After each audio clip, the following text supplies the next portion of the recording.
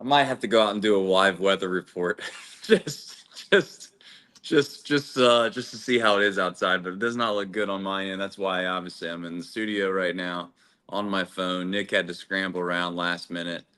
I was editing a video while watching the game, and oddly enough, Nick, I look up and it looks like there's a category hurricane coming through. So I don't know if we're live or not. I have no idea. It's not. well,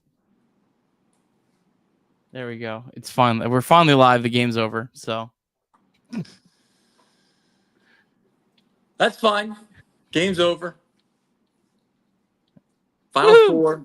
Final score. 1-0. Are you ready to roll the intro now? Yeah, I mean, why not? You know. Let me see if I have the shorter one. I have the shorter one. I'll play the shorter one. All right, good. High drive, left center field, racing back to the Laurent Bourgeois. The Reds are National League Central Division champions. In the air, left center field. Did he? He did! He did! Reds win! Line to right field. Genius, the first run ever with 4 home runs in a game. Can you believe it? In the air down the right field line. Does it have a chance? The Reds have won on a 3-run home run on opening day by Ramon Hernandez. A strike away and out away is Homer Bailey. Ground ball to third. Frazier gloves. Throw to first and Homer Bailey for the second time in his major league career has tossed a no-hitter. Oh, gosh. Oh, are you kidding me? Holy moly, the second player in major league history to hit 7 home runs in the first 10 games. In the air and the Reds win. What a dream beginning to the career of Jay Bruce. All right, Nick. You know, I have that caption on here, and I had a little bit of a chuckle because I didn't mean to have that on here. I was just trying to join in to the studio here as quickly as possible, and it turns out it saves what you had in there last. And is this hell underneath my name? I really didn't mean it to be that way, but at the same time, it seems still fitting. I can't seem to be able to shake that one off. Also, I was hoping to be home. We could finish tomorrow. Thankfully, I'll be home regardless. But I was hoping to be home the last three days here. We'll do it together. And sure enough, it's so bad outside that at this point, you know, the 1-0 loss was the least of my worries for a moment. Yeah. Nice. How long was this baseball game? Like an hour and a half? Well, yeah, that's what happens when you have two teams that don't have a lot to play for anymore. They conspire before the game starts, I think, and they realize, like, hey, you know, we'll win today. You guys can win tomorrow, but just let's make sure we kind of keep it moving. You know what I'm saying? So, hey, congratulations to the Cubs. They won today. If the Reds win tomorrow 1-0, then I will become a conspiracy theorist. But yeah, I mean, listen, these games, these 220 games in and of themselves are not conducive really for most normal people's lives. But for some reason in Chicago, they want to do all these stupid things like, oh, look at us. Look how fancy we are. We're going to play at 2 o'clock every day and think it's cool. No, I mean, just play at night. I mean, get over yourselves. Yeah, I think I don't know. Did they still have some sort of legislation that requires them to play so many day games? They used to at one point. I don't know if that's still the case or not, but I don't know, but what a wild scene we have here in Southwest Ohio. Obviously, for many of us that live around here, just stay safe.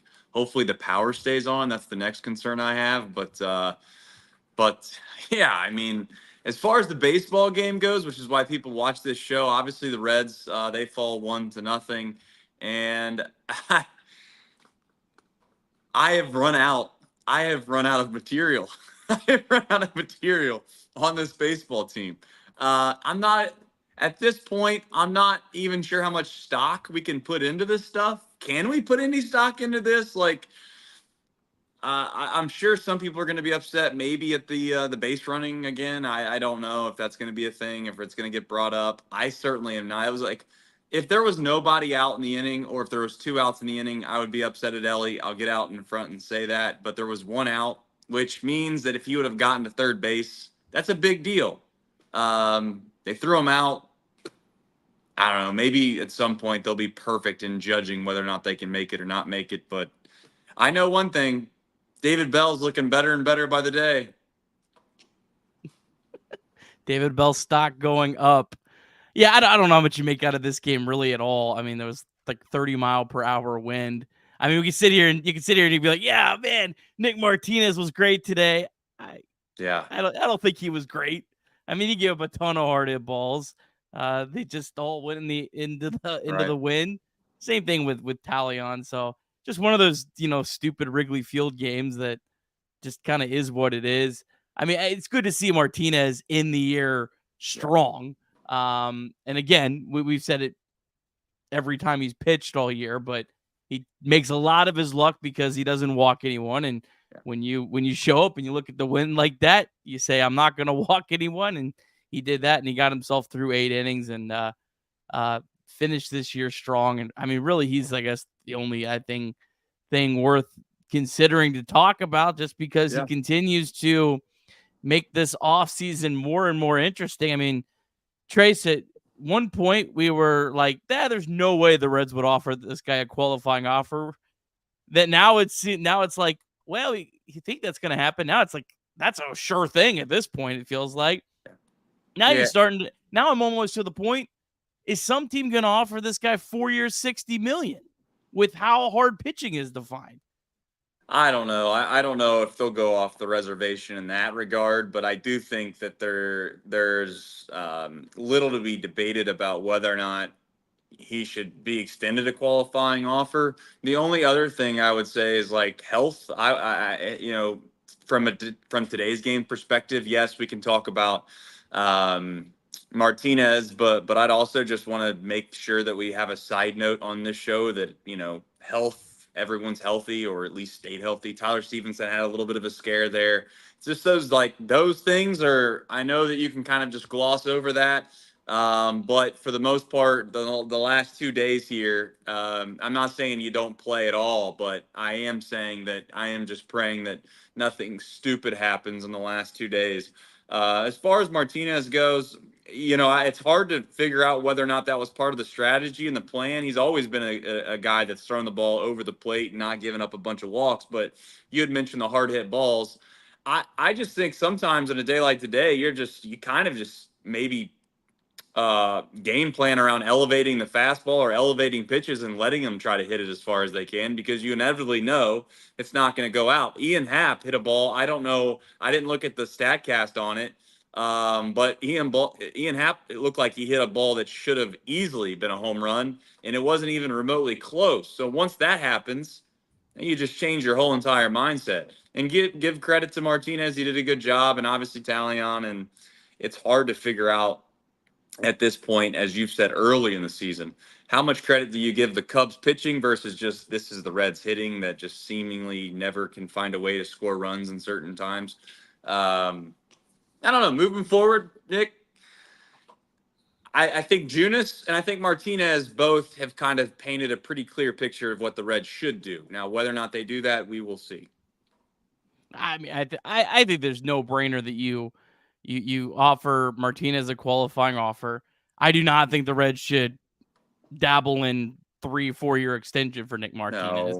I'll go and say that now. I love Nick Martinez. I think if I say this tongue in cheek, certainly, if the Reds were in the playoffs this year, Nick Martinez might be starting game 2. Like, I think that's how good he's been this year, but you don't want to extend a guy that's going to be 35 years old till he's 38, 39. You say, thank you for your services. We'll take that draft pick and we'll move it along and we'll reallocate that money. But I hope he picks up that qualifying offer, because I definitely like him at least one more year. maybe 2. I could maybe be talked into that, but not much more than that. I don't know.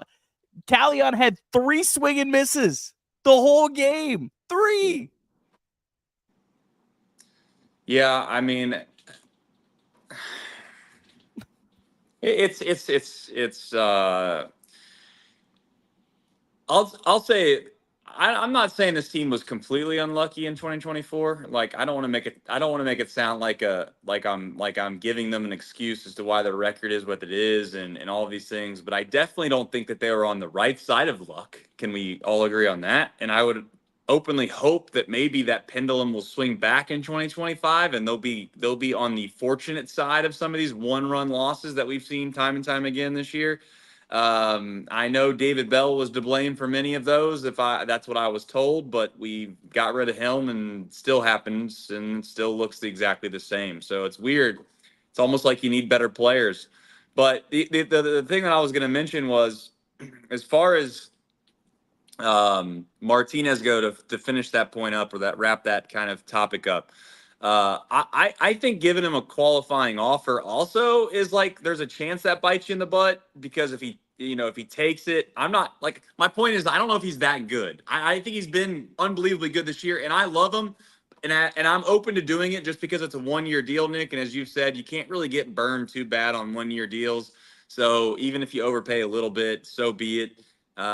Maybe you don't have to go out and, I'm going to make a little tongue-in-cheek joke here, but maybe you don't have to go out and sign Mike Ford and Harrison Bader or someone like that, and all that money that you would have saved by not signing those guys, it just goes to the qualifying offer that got taken.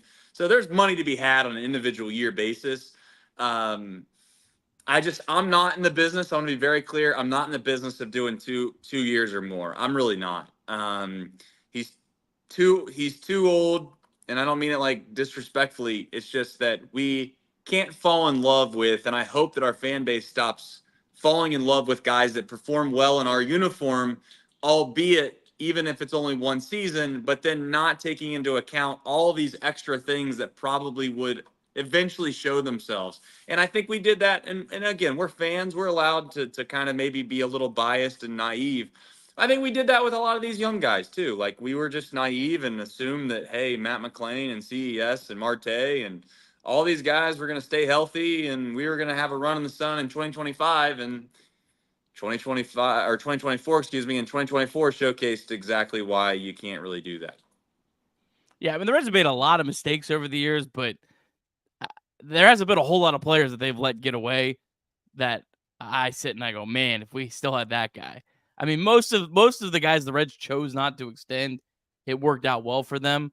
Many of them on their current contracts, and other teams, the teams would love to get rid of them. Right. And my larger point with Martinez and a qualifying offer, I wish, like right now, you wish you would have signed anyone other than Jeimer Candelario to a 1-year deal. Even if it would have been the world's worst disaster, you're not stuck with it after this year, right? So that's why I always am, I really don't care about 1-year deals. I really don't, especially when it's like you're wrapping up your offseason, when you're like, all right, do we sign this guy or not? Or this is our last move or whatnot. Now, if it's like your first move and it prevents you from signing other contracts, sure, absolutely, that you have to consider that. But when it's just money for 1 year at the end, I don't think there's all that many bad 1-year contracts. So, yeah, it's almost like the risk that you're taking to gain the extra year of a good contract, it gets outweighed more times than not by guys that underperform in those contracts. So, we'll see. I'm not to wrap up it.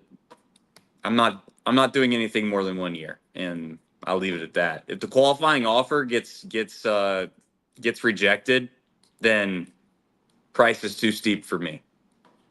Yeah. Should we pay the bills? Yeah. You're gonna pay him or me? I can pay him if you'd like me to. Sure. I actually made a little document because I'm gonna have a little more off-season content and stuff. I'm gonna need to have it written down. So the one thing I do not need written down though, Trace, is Deep South commodities. I mean, that is so far inbred in my brain. I don't need that. We didn't have a official deep drive. I mean, although Elly De La Cruz did hit a ball 360 feet, I think we did determine we will no longer officially call those deep drives as the season wore on. But if we had a deep drive of the day, it would be sponsored by Deep South Commodities. And why? Because DSC is a leader in renewable commodities for biofuel production. They specialize in used cooking oil collection, aggregation, and sales. Visit www.deepsouthcommodities.com for more information. Thanks, as always, to our friends at DSC. And then, Trace, you know what? There is nothing better than going to a live sporting event. I know that personally I've made some of my best memories at live sporting events. And it may be close to the offseason for the Reds, unless you want to make a trip up to Wrigley Field, maybe for that Sunday game. But you got the Bengals, FC Cincinnati, UC football, college basketball on the way, Trace. So the best place for me always to find tickets and know that I'm getting the best price is on the Game Time app. Game Time has a new feature called Game Time Picks. It makes getting tickets for your favorite live events even easier. Game Time Picks filters out the fluff to show you only incredible deals on great seats. Some of my favorite features include seeing the view from your seat on your phone before you buy. They also have event cancellation protection. So take the guesswork out of buying tickets with Game Time. Download the Game Time app, create an account, and use the code CINCY for $20 off your first purchase. Terms do apply. Again, create an account, redeem the code CINCY, CINCY for $20 off. Download the Game Time today. What time is it? Game time. You want to do our friends on a day like today? Yeah, listen, on a day like today, sometimes you got to put things in perspective, right? You turn on the local television and you realize that perhaps, these people that have lost everything have it a little tougher than us watching a baseball game for 9 innings that happens to be on the wrong side of it in a 1-0 loss. Also, currently speaking, I got a water leak coming into the studio, no big deal. But you know what? At the end of the day, there are issues all the time. And if you ever find yourself in a spot where you feel like it's just mounting, please text or call 988 and reach out to anybody. And it is, as you've always said, Nick, confidential. And there's nothing to worry about. Mantherapy.org, another good and great resource to check out. So 988, text and or call with the Ohio Suicide Prevention Foundation. Nick, what a wild day this has become. I mean, just never know, It's like I was expected to be able to just relax and do a fun little show with you, and here I am now talking on my phone, which I don't ever really like doing, if we're being honest. And then it's just like I have this annoying waterfall behind me now that is very distracting. So I'm going to do my best to focus, but I just want everybody to know that's my excuse when it just seems like, what is Trace doing? Is he under the influence? No, I'm not. I got a lot of distractions right now.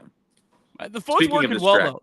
Phone's working well though. I got to say, sometimes when you bring on your phone, it sounds terrible. I know when I had to edit that podcast and I tried to do it on my phone down in Cleveland, did not sound good. Did not sound good at all. You sound great, high quality. So shout out to your phone and your carrier. Yeah, good for our internet. All right. As far as other topics of conversation, I know that really we haven't had a chance to discuss a whole lot of recent just because you went to the games in Cleveland. I guess more or less from an overall viewpoint of this managerial situation, Nick, I think we've kind of obviously framed it around every which way angle you can. What's the budget? And that's another, I guess, I don't know if that's something that's been talked about or kind of discussed, but what is the budget? What do you think that this front office is willing to spend on a manager, and how much? I think that showcases what kind of value they put on that.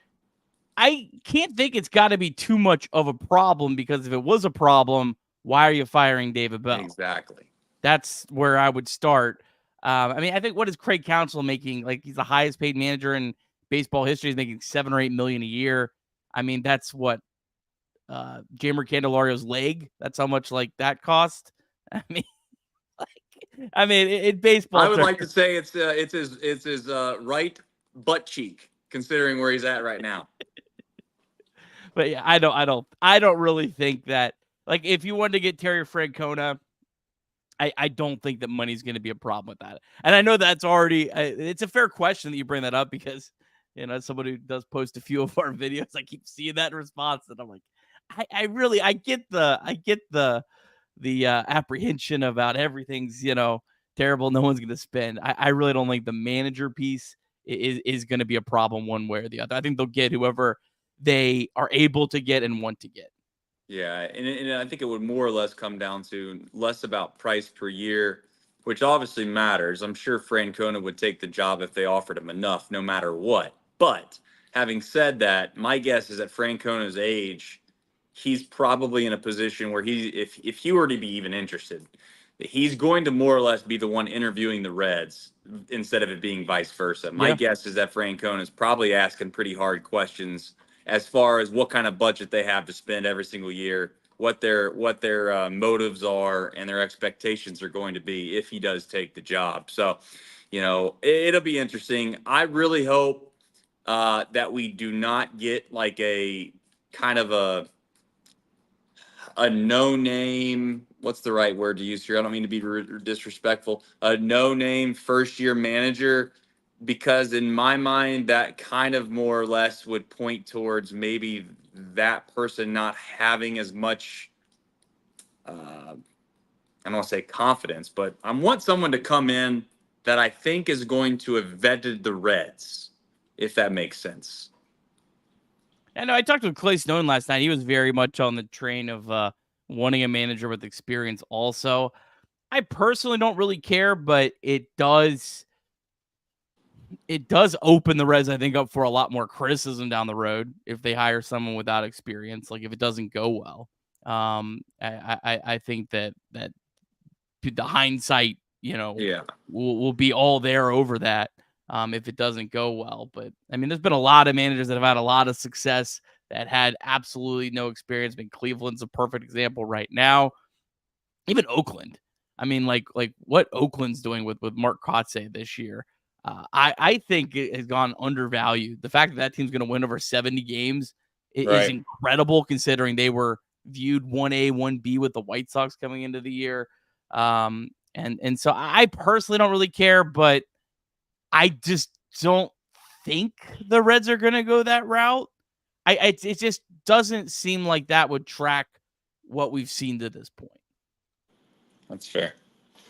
As far as other topics of conversation heading into, I guess, 25 or even perhaps this series, Tyler Stephenson, do you expect them to play after kind of the small scare there? I know he finished the game, but do you think it's going to be kind of Freddie Benavidez saying, hey, Tyler, we're going to let you at least have a day off to make sure that kind of heals up, or there's no really repercussions from you?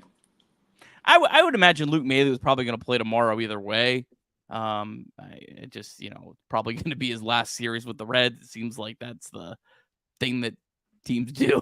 So I think he was probably going to play tomorrow, and you see Stephenson on Sunday. Did see this though, Trace. Reds Cubs took an hour and 48 minutes, the fastest 9-inning game since Armando Galarrago's near perfect game in 2010, which is only 4 minutes shorter. It's the Cubs' fastest 9-inning game since 2001.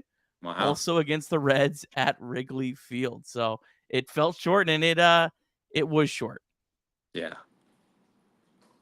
Yeah, and the Reds fell short once again. So currently I got Reed Mouse staring at me through a window with they call it a certain eating grin.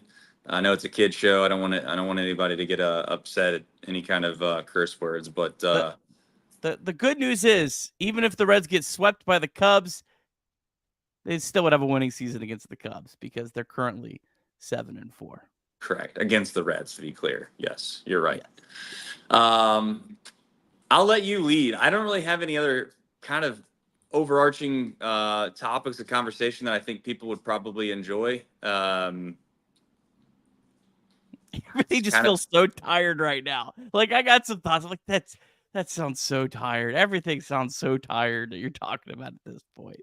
Am I Well, wrong? I'm with you. I understand. I mean, we're trying to do our best here. I think most people that watch our show or listen to the podcast, I hope they understand where we've been and what we've tried to do here. Um, I mean, we're really pulling and grasping at straws, or whatever other term you'd like to use. It's I think we all can kind of understand that a daily baseball show that we've done is more or less impossible to do if unless you have a game to discuss on a nightly basis that has a little different quirks in it. But unfortunately, the Reds, in a weird way, they've played the same brand of baseball for so long now, and they have nothing to play for this season. That I mean, what more is there to say outside of just, hey, we need some better at bats when we get on base. We need to move guys over, maybe a few less strikeouts. Um, that's all I got. I view these games like I view a minor league game, right? Yeah. And honestly, I view the Jaden Dragons minor league games in September a lot more than the Reds. Like they had a lot more meaning to them. And unfortunately, I really like right now, there's just like the players that the Reds are running out there. It's not like you're like, well, if this guy could finish strong, it's you kind of everything's pretty well been established. I mean, Rhett Lauder tomorrow will be exciting. Sure. I mean, that's a guy that I want to see, one other start how he finishes. But I mean, India, De La Cruz, Stephenson, Steer, Friedl, like there's nothing they can do that's going to change my opinion on them going into the offseason at this point. So it's really just, looking towards 2025. And, man, I'm excited about 2025. I do these every day, and it's so easy to just let people bring you down. I'm not going to lose my excitement. You better believe it. And you all will be with me in March. I know you're going to go through these roller coaster of an offseason. When you get to the winter meetings and the Reds don't sign anyone, everyone's going to lose their minds. But you will all come back to me in March. You'll have the same excitement. But I'm excited. I'm excited for next year. There's a lot of really good talent here.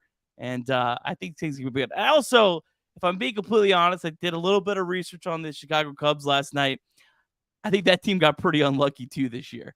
The Reds and the Cubs might have been two of the more unlucky teams in baseball. If you kind of look at how everything shaked out for both of those teams, both teams have some glaring holes, but I do think both teams did get pretty unlucky this year.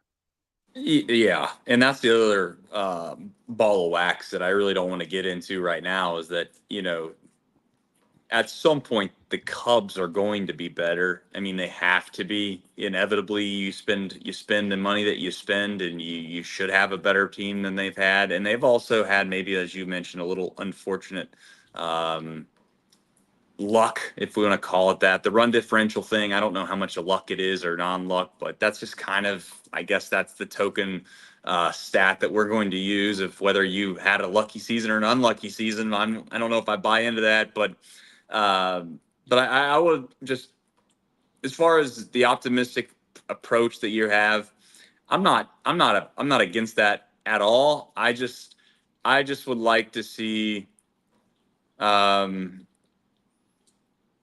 I guess I'll just openly say at this point I'm beat down so bad that I don't know what I want anymore, because I do understand the concept that you could go out and spend a bunch of money, and if you don't hit on them, then you just waste. It's like it's not a guarantee. It's unfortunate for the Reds that they probably look at it and they're like, is it worth risking the financial whatever it is? If they do run it like a nonprofit, which is to be debated, I'm sure, by many. But it's like, if they run it like a nonprofit, then at what point do you realize that you're, taking a very big financial risk of going out and signing two or three guys that might not end up actually getting you over the hump to get you where you need to be, and then people are still going to be pissed off at you. So I don't know. Something has to change. And the unfortunate part is, as much as I loved India's comments, I still openly, although I probably was a little too hard on it, I still want to say that that's his style of play. Him is kind of a problem. Like, being an average player is not going to get you to the postseason. It's not going to get you into where we all want. And we have a lot of average and below average players, and we really only have a couple players that played above the means, what I would consider a good or great team. So we'll see what the Reds do in the offseason. I the same way with the manager is the same way I'm going to treat the offseason. I need some time off, Nick. So do you. I'm just going to let it marinate. Talk to me in February, and I'll tell you how I really feel. The only thing I've been thinking about that is maybe my biggest concern about the organization right now. It's kind of been something I've been thinking about a lot because we've talked so much at length about the defense of this team. What players have come through the Reds organization that have become better defenders? Like, who's improved? That's the one thing that I think. And maybe they're addressing it. I hope they are. But that is the one thing that I think that this organization has got to do a better job at. I don't know what you do to fix that. But, I know you talked about it when you were watching the Guardians game. I felt it when I'm watching. It's just like they bring up player after player that is a good defender. And their floor is so much higher than all these Reds players because they're not a liability defensively.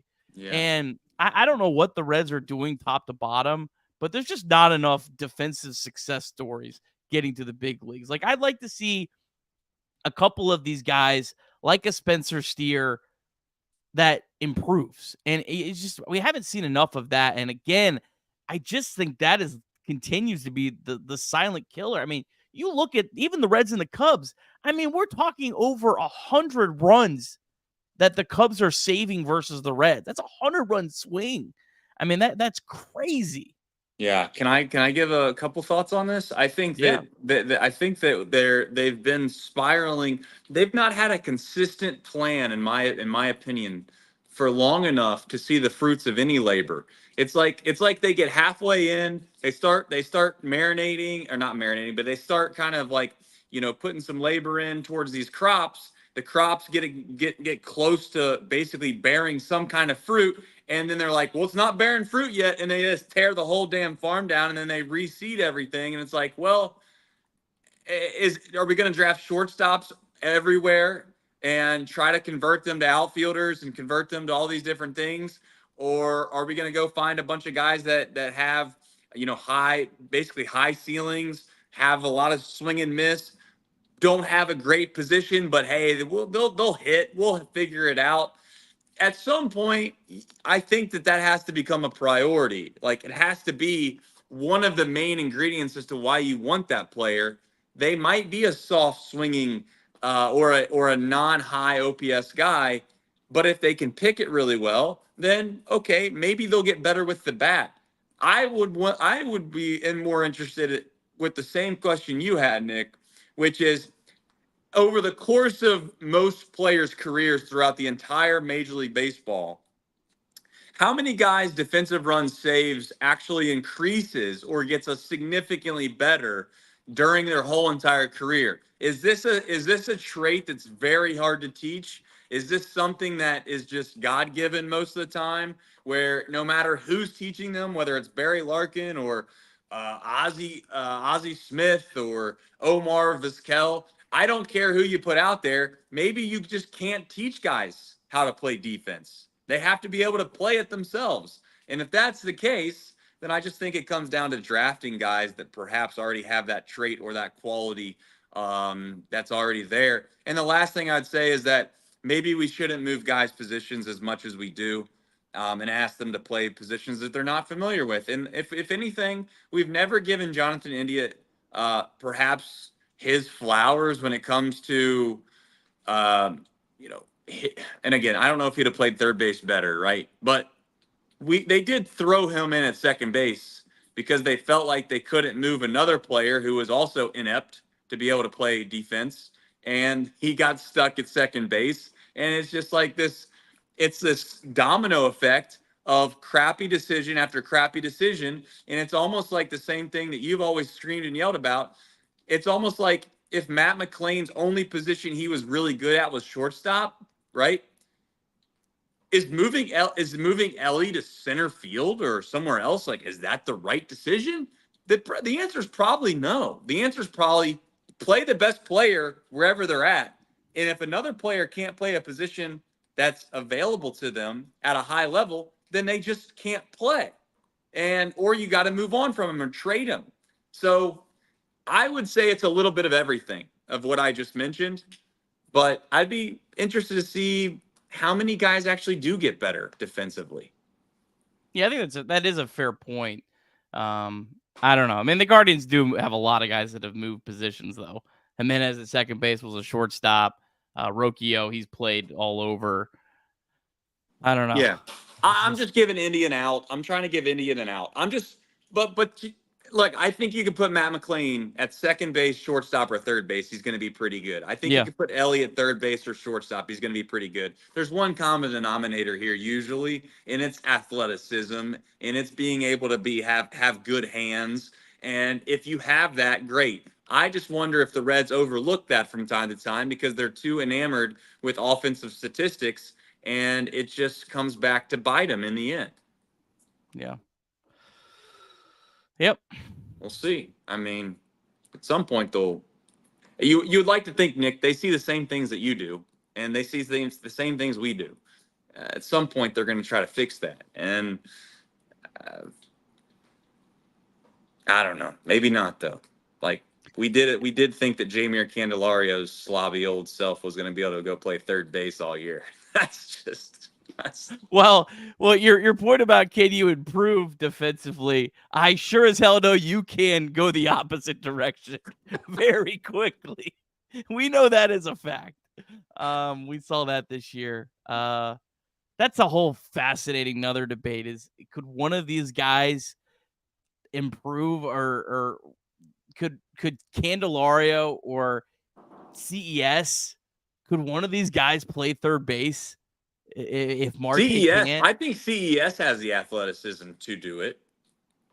I'm where CES plays in the Arizona Fall League is more exciting, more interesting than any of these games the rest of the season. That's actually a good point by you. CES, he's one of those guys that might be able to play at a little bit of a 5 or 6 negative defensive run saves, but he's so good offensively that we don't really care. And it also opens up a spot at first base that will allow somebody that also can hit the ball really well that doesn't have a position, and you can hide him at first base, kind of. Again, first base is still important. But CES is a very intriguing person to stick over there. I think he has the athleticism. I do. And he's young enough, mobile enough to do it. The comp that comes to mind is Austin Riley, a guy that, kind of a similar type frame. Yeah. Average, slightly below average defender, but the fact that he can be an average, slightly below average defender, play third base and hit like he does makes him, really valuable. And the Braves have a really, really good shortstop and second baseman to surround him with. So that's one of the more interesting things is do the Reds take another shot at Candelario at third base? Do they say, maybe this year was just I don't even know if I can finish my statement. He's a DH. Well, it's hard because you look at his career numbers and they weren't bad. Like, he was a good defender in 2023. What the hell happened in 1 year? And like all the reports where this guy was out every day in spring training working hard on his defense at third base. I don't know what happened there. You get older, you get a little bit out of shape, and unfortunately, I think one thing that the same reason that I am not in on giving Martinez a 2-year deal is once guys hit 30 years old. All right, speaking from experience a little bit, the change from 30 to 31 to 32 to 33, 33 to 34 is significantly different than 24 to 25, 25 to 26. It just is. And we all know that. And at some point, we got to realize that as fans, that guys are going to drop off really fast. There's a cliff there. It's not a smooth slope. Yeah. So, no Reds MILB. Guess we have who, what, when, where, and why, which more day game baseball. All day game baseball. Tomorrow we have Rhett Lauder making his season finale. So looking forward to that. Looking to see if he can finish off this this year strong. Going up against Kyle Hendricks. Got a couple notes here on old Kyle Hendricks. He's a free agent for the first time in his career this offseason. He's the last remaining Cub from their 2016 World Series winner. This is kind of wild. He ranks 7th all-time in Cubs in strikeouts. Top 20 in wins above replacement. He's pitched decently. He's had a really bad year. He's got a 6.28 ERA, 4-12. Does have a 3.92 ERA in September. Career 4.30 ERA against the Reds, but has pitched really well this year against the Reds. 2.89 ERA and 9 1/3. Wild season. Reds have played well against the Cubs. Hendricks has had a miserable year. He's pitched well. It's just that those stats are just everywhere this year, Trace. I don't. Wild. Doesn't make sense. That's all I got. Well, we'll be back better than ever tomorrow. I know that we'll be back in our usual state of mind. I will be home, and all will be well in the world. Currently, we got to figure out what we're going to do around here at Chatterbox because it's flooding around here right now. I'm not even kidding. We got puddles everywhere. So I don't know. Maybe it'll stop raining. Maybe it won't. But stay safe, everybody. We appreciate you for supporting us this long. And they always say, through the thick and the thin. I'm pretty sure we're in the thin. So we appreciate you. And until next time, this has been Chatterbox Reds. They lose 1-0, but at this point, that doesn't matter. Go enjoy your weekend, everybody. We'll see you here tomorrow, right around the same time.